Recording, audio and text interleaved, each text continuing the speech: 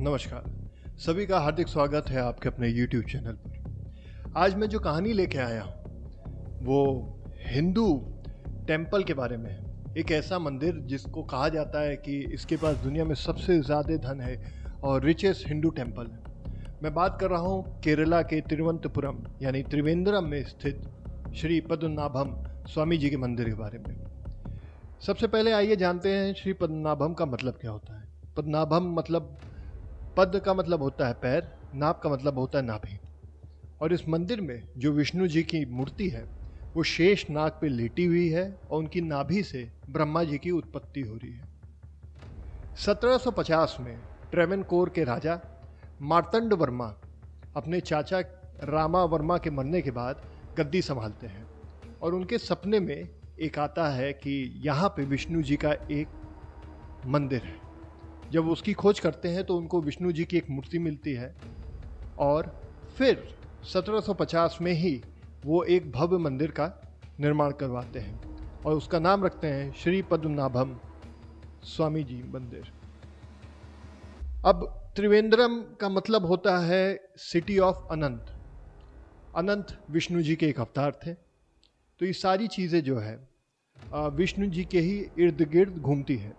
Hindu mythology लोग बोलते हैं, हिंदू धर्म के मुताबिक और कई सारे हिस्टोरियन के मुताबिक ये मंदिर जो है श्री पद्मनाभम स्वामी जी का मंदिर है, ये तकरीबन 1000 साल पुराना है। वहाँ पे मंदिर पहले से था और मार्तंड वर्मा ने उस मंदिर को और भव्य किया। तो ये थी उसकी हिस्ट्री। अब हमको ये जानना ज़रूरी है कि ये मंदिर सुर्खियों में क्यों रहता है।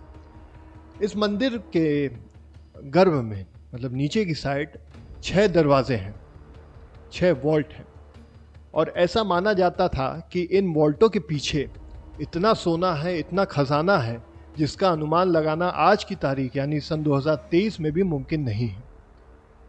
इसमें इसका मैनेजमेंट ट्रस्ट और जो शाही परिवार के व्यक्ति थे आखिरी, जो डायरेक्ट रिलेशन में नहीं आते थे ट्रेवनकोर डायनेस्टी के, उनके बीच में कुछ मतभेद हुए जिसके कारण ये पूरा मामला कोर्ट जाता है और कोर्ट में 5 वॉल्ट को खोलने की अनुमति दी जाती है। वो मैं आपको बताऊंगा कि क्या होता है। तो सबसे पहले मैं आपको ये बताता हूं कि 20 जुलाई 1991 में ट्रेवनकोर के आखिरी राजा का निधन हो जाता है। अच्छा, ये 1750 से ये मंदिर चल रहा था, अंग्रेज काल भी आया, लेकिन अंग्रेज़ों ने इस मंदिर के जो वॉल्ट थे, जो खजाने का दरवाज़ा था, उसको खोलने की हिम्मत नहीं की। उसके पीछे की कहानी ये है कि 1908 में खोलने की कोशिश अंग्रेज़ों ने की, लेकिन फिर वहाँ की टीम ने कुछ ऐसा देखा, कई लोगों ने कुछ बताया कि वहाँ पे रहस्यमयी चीज़ें हैं, कुछ अलौकिक ताकतें हैं, उस कारण से वो दरवाज़ा नहीं खोला गया। अब ये बात फैलती है। 1930 में इसके ऊपर एक आर्टिकल छपता है। अब जब आर्टिकल छपता है तो देश विदेश के लोगों का इंटरेस्ट इस मंदिर की तरफ होने लगता है। टीम जाती है कि इस बार वो दरवाज़ा खोलेगी, वॉल्ट के पीछे क्या है वो जानने की कोशिश करेगी, लेकिन जब वो दरवाज़ा खोलती है तो वहाँ से अजीबोगरीब आवाज़ें आती हैं और कईयों का तो ये मानना है कि उन्होंने सींग वाला किंग कोबरा देखा जो बहुत विशाल काय है और वो उस खजाने की रक्षा कर रहा है। और इसी बात को लेके जो टीम जाती है वो अपनी जान बचा के भागती है वहाँ। उसके बाद ये भी था कि जिन जिन लोगों ने उस दरवाजे को, उस खजाने के कपाट को खोलने की कोशिश की, उसकी रहस्यमय कारणों से मौत हो गई या जल्दी जल्दी मृत्यु होने लगी। इसलिए अंग्रेज़ों ने उसको खोलने की कभी कोई कोशिश नहीं की। 1949 में जब पूरी तरीके से ये अंग्रेज़ी हुकूमत यहाँ से जा चुकी थी, तो ये मंदिर का पूरा रख रखाव एक बार फिर से, मतलब उसका मैनेजमेंट, उसका देखभाल, जितनी भी चीज़ें थी, ये ट्रेवनकोर डायनेस्टी के जो सक्सेसर थे उनके हाथ में आ गया। जो लास्ट सक्सेसर थे वो मैंने आपको बताया कि 20 जुलाई 1991 में उनका देहांत हो जाता है। और जब उनका देहांत होता है तो फिर ये एक सवाल उठता है कि इस मंदिर और मंदिर में दबे हुए खजाने का मालिक कौन है। अब जो आखिरी सक्सेसर थे उनका कोई वंश नहीं था, उनका कोई लड़का नहीं था, तो कोई डायरेक्ट सक्सेसर नहीं था। इसके कारण से ये सवाल उठना लाजमी था। फिर वहाँ के पुजारियों ने कहा कि ये मंदिर और मंदिर से जुड़ी हुई सारी मैनेजमेंट की जिम्मेदारी वहाँ के पुजारियों को मिलनी चाहिए, वहाँ के महंत को मिलनी चाहिए। और तभी जो ट्रेवेनकोर डायनेस्टी के डायरेक्ट नहीं इनडायरेक्ट ब्लड रिलेशन में आते थे उत्तरन त्रिवेंद्र वर्मा, जो कि एक भाई थे उनके लास्ट सक्सेसर के, उन्होंने मंदिर और मंदिर पे छुपे खजाने के ऊपर अपना दावा ठोक दिया और इसके पीछे रीज़न दिया कि खजाना चोरी हो सकता है, लोगों की नीयत बिगड़ सकती है, और अगर खजाना चोरी होता है तो ये चीज़ सही नहीं होगी, कई बुरी चीज़ें हो सकती हैं। और उन्होंने दावा अपना पेश किया और वो कोर्ट चले गए। जब कोर्ट जाते हैं तो 31 जनवरी 2001 को, ये लमसम 2010-2011 की बात है जब वो कोर्ट जाते हैं, और जब कोर्ट जाते हैं तो 31 जनवरी 2001 को high court, Kerala high court ये आदेश देता है कि ये मंदिर और मंदिर से जुड़ी हुई तमाम चीज़ें जो हैं उनका मैनेजमेंट एक ट्रस्ट करेगा। अब डायरेक्ट रिलेशन में नहीं थे, ब्लड रिलेशन में नहीं थे त्रिवेंद्र वर्मा जी ट्रेवेनकोर डायनेस्टी के, इसलिए उनके खिलाफ ये फैसला गया। अब 2 मई 2011 को 2-3 महीने 4 महीने की पूरी कार्रवाई होती है, वो अपने एडवोकेट्स को बुलाते हैं, उनसे बातचीत करते हैं। तो 2 मई 2011 को त्रिवेंद्र वर्मा सुप्रीम कोर्ट चले जाते हैं और supreme court Kerala high court के इस ऑर्डर पे, जजमेंट पे स्टे लगा देती है। अब जब स्टे लगाती है तो साथ ही साथ वो निर्देश देती है कि एक सूची बनाई जाए और ये देखा जाए कोई एग्जिस्टिंग सूची पहले से है कि नहीं। सूची मतलब लिस्ट, और लिस्ट उन खजाने की बनेगी जो कि दरवाज़ों को खोलने के बाद आएगा।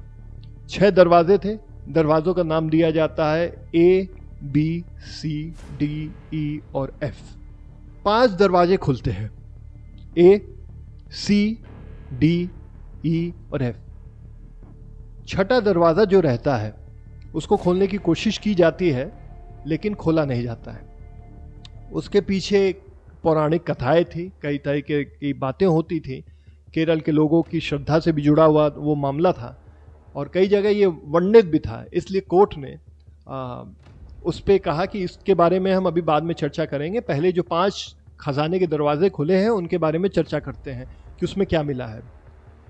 तकरीबन 822 सोने के बर्तन जो गला के बनाए गए थे वो गायब थे। पहले की जो सूची थी, पहले के एक अंदाजन जो सूची बनाई गई उसमें पता चला कि टोटल 1166 सोने के बर्तन थे, जिसमें से 822 सोने के बर्तन गायब थे और तकरीबन 766 किलो 766 केजी सोना उस खजाने से गायब था। सन 2011 में जब दरवाजे खोल के खजाने को बाहर निकाला गया और जब उसकी काउंटिंग की गई तो लमसम 2 लाख करोड़ का एस्टिमेट वैल्यू उसकी आई। ये 5 खजाने के 5 दरवाज़ों के से जो प्राप्त खजाना था उसकी वैल्यू थी लमसम 2 लाख करोड़ रुपए।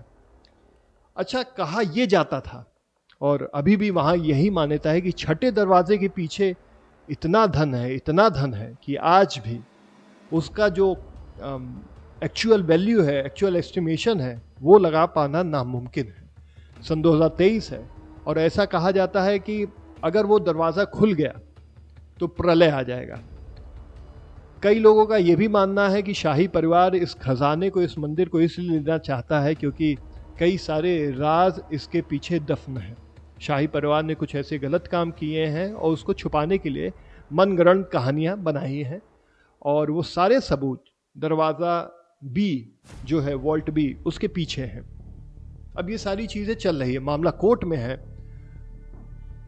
त्रिवेंद्र वर्मा वर्सेस ट्रस्ट का मामला चल रहा है सुप्रीम कोर्ट में। 23 अगस्त 2012 को सुप्रीम कोर्ट एक न्याय मित्र नियुक्त करती है और उनसे कहती है कि आप हमें रिपोर्ट दीजिए कि क्या हमें ये 6ठा दरवाज़ा खोलना चाहिए कि नहीं खोलना चाहिए।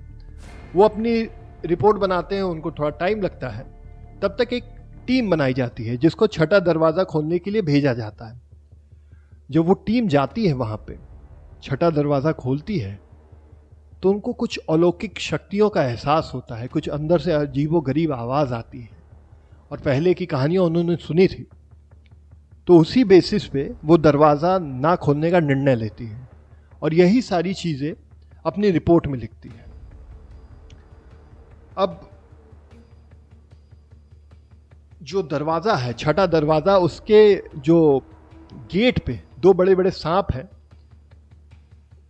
कारीगरी है उसकी, मंदिर की कारीगरी में दो बड़े बड़े सांप बनाए गए हैं और ऐसी मान्यता है कि अंदर उस खजाने की रक्षा दो बड़े किंग कोबरा कर रहे हैं जिनकी सींग है।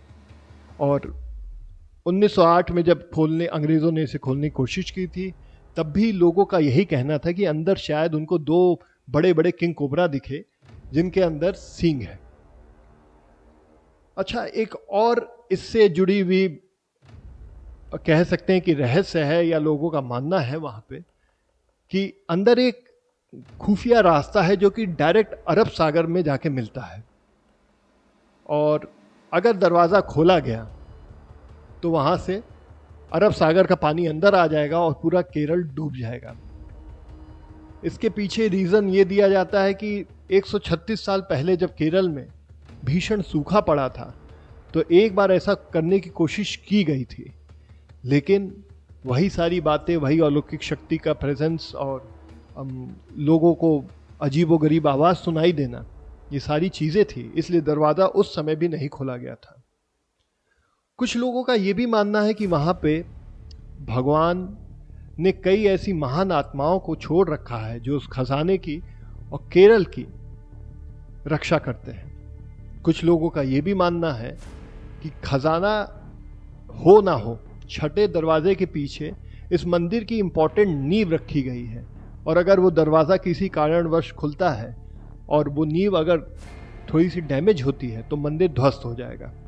2012 का समय आ चुका था जब न्याय मित्र नियुक्त किया गया था। 13 जुलाई 2020 को वो फैसला आता है, और अभी 3 साल पहले ये फैसला आया था, लमसम 3 साल पहले ये फैसला आता है। सुप्रीम कोर्ट कहता है कि क्योंकि त्रिवेंद्र वर्मा शाही परिवार से ताल्लुकात रखते हैं, शाही परिवार के ही एक तरीके से इनडायरेक्ट वंशज हैं, तो पूरा मंदिर का मैनेजमेंट और मंदिर की देख रेख की सारी चीज़ें उन्हीं के हाथ में होनी चाहिए। अच्छा, जब ये मामला एससी में चल रहा था तो भक्तों ने, जब फैसला आना था तो भक्तों ने वहाँ पे मंदिर में काफ़ी पूजा अर्चना की थी और ये बताया था कि अगर ये फैसला उनके खिलाफ आता है और छठा दरवाज़ा खुलता है तो प्रलय आना निश्चित है।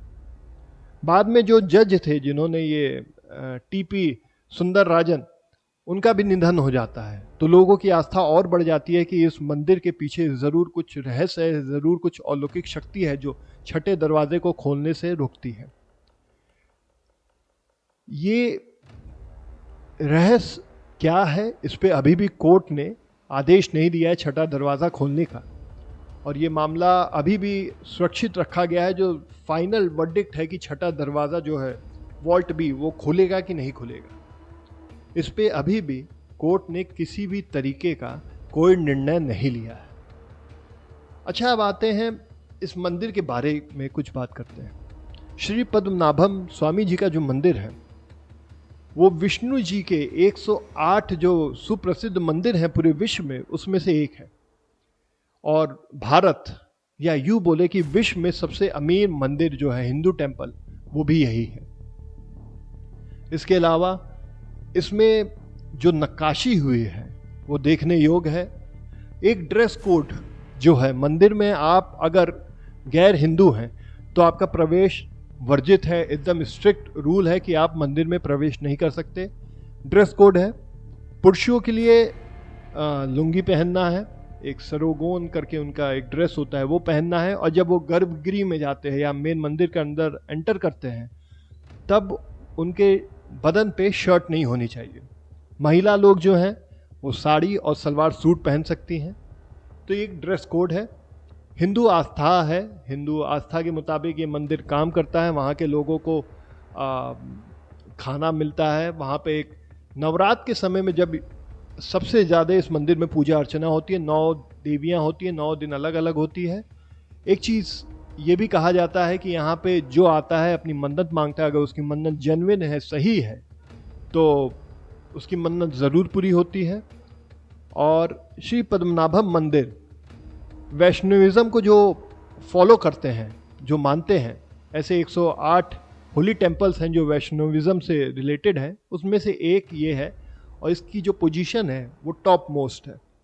आर्किटेक्चर इसका बहुत अच्छा है और अनंथा शान्य पोस्चर में लॉर्ड विष्णु इसमें लेटे हुए हैं, जिसमें इटर्नल योगा इसको बोलते हैं कि अंत काल तक योगा के आसन में है, वो जिसको हम लोग सब आसन बोलते हैं उससे थोड़ा अलग है। तो उस मुद्रा में वो लेटे हुए हैं और विष्णु जी से जुड़े हुए जितने भी आस्था का प्रतीक है उसमें ये मंदिर सबसे ऊपर आता है। तो दोस्तों, ये थी कहानी बोले या एक ऐसा रहस्य जिसके बारे में हर व्यक्ति जानना चाहता है। जो इस मंदिर के बारे में 1% भी जानता है, वो ये ज़रूर जानना चाहता है कि आखिर छठे दरवाजे के पीछे क्या है। क्या उसके पीछे खूब सारा खजाना है, या बड़े बड़े नाग हैं, या ये कोई मनगढ़ंत कहानियाँ हैं, या कोई खुफिया रास्ता है जो अरब सागर से मिलता है, या नींव है। अच्छा, लॉजिकल देखा जाए तो कई लोगों ने किंग कोबरा, जो सींग वाले किंग कोबरा की, उसकी बात इसलिए नकार दी क्योंकि वो जो छठा दरवाज़ा है उसमें से ना ही कोई खिड़की है, ना ही कोई रोशनदान है, तो हवा का आना जाना नामुमकिन है वहाँ पे। और इतने साल तक अगर कोई जीव जंतु वहाँ रहता है और उसकी मृत्यु होती है तो बदबू आ सकती है और ऑक्सीजन की कमी के कारण भी उसकी मृत्यु हो सकती है। तो इसलिए भी कई लॉजिकल बहस होती हैं, कई एक मिथिकल बहस भी होती है कि क्या ये मंदिर में सही में कुछ ऐसा है कि छठे मंदिर में थोड़े बहुत खजाने हैं। ये तो वक्त ही बताएगा। तो दोस्तों, ये थी कहानी केरला के त्रिवेंद्रम या बोले तिरुवनंतपुरम में स्थित सबसे अमीर मंदिर श्री पद्मनाभम स्वामी जी के मंदिर के बारे में। ये वीडियो आपको कैसा लगा आप मुझे कमेंट बॉक्स में लिख कर बताएं। अगर वीडियो आपको अच्छा लगा हो तो अपने दोस्तों के साथ शेयर करें।